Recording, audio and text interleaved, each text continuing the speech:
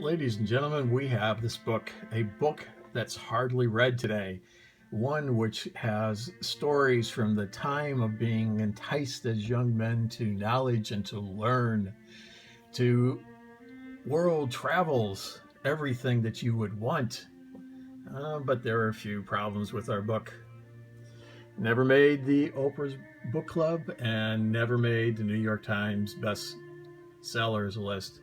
But we are number 29, but not in everybody's Bible, only in the Bibles that have accepted the Greek texts, that being the Orthodox and the Catholics. So you won't find us in the Hebrew Bible, even though we are written, and you won't find us in the Protestant Bibles, but we are in the Catholic Bibles. I'm a pretty good looking man there. But I'm not really the main person. I'm actually a scribe.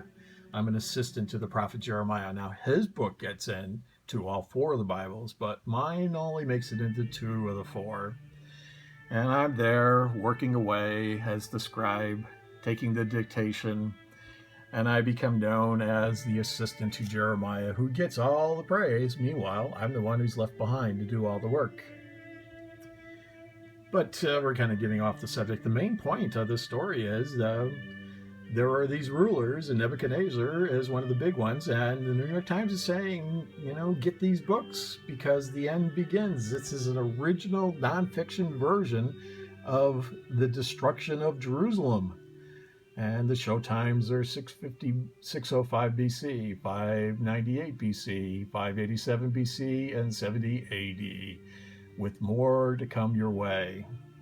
And it has all the pillage and destruction and fire and burning, everything a young adolescent boy would want to have, except he has to read the book. It's not on film. But the book leaves a lot to the imagination. And here are the people of Jerusalem, the Israelites, being forced into captivity in their exile. Now we have exiles even today, but these exiles are traveling across country. They're not crossing into the Mediterranean. They're not trying to go from Syria into Turkey, into Greece, into Europe. No, we're going up through Assyria into Babylon. Pretty dry, pretty dusty, as you can see from the pictures. Not exactly the best of the locations. But Babylon itself looks pretty good. Look at all the water that's there. And here is our new ruler, our new Messiah, the king of Babylon. He has rescued us. But we're not happy. We want to go back to Israel. We want to go back to Jerusalem, where everything in our mind was better than it is here. Everything was cheaper when we were there. We could get really good bagels. We could get latkes. We could have our pierogies and our borscht and everything. So we're crying on the banks of the Babylon River. And we're not even writing papyrus anymore. I got to push things into this clay now to make a form. But, we're people who continue to travel, and we end up in Florida, but we're kind of jumping ahead. And oh my, look at that great Lion of Judah now displaying his great mane on the beach.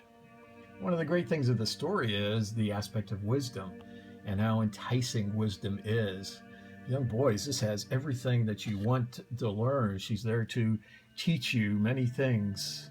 This whore of Babylon, this enchantress.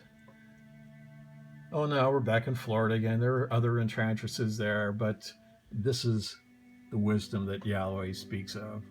The winged aspect of knowledge, of wisdom, the Logos, the Sophia. Oh, we're back to Jerusalem. There I am, poor Baruch, in the ruins of Jerusalem. And Jerusalem herself is crying, I am a widow, I have lost my husband. I have no sons, I have no son-in-laws. Who is going to take care of me?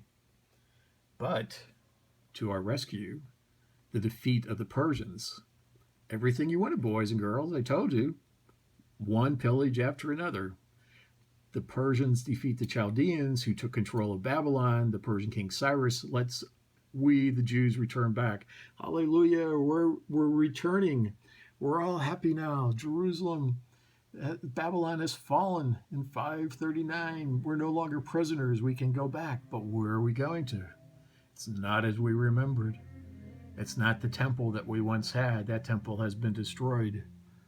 Things are still black and white. We have not received the color that we once had, the joy that we once had. But Babylon the Great has fallen, and God's kingdom rules, and we are back in our promised land. And Babylon will fall again in 2013, but again, we're jumping ahead of ourselves. We still got many trips to Florida before then.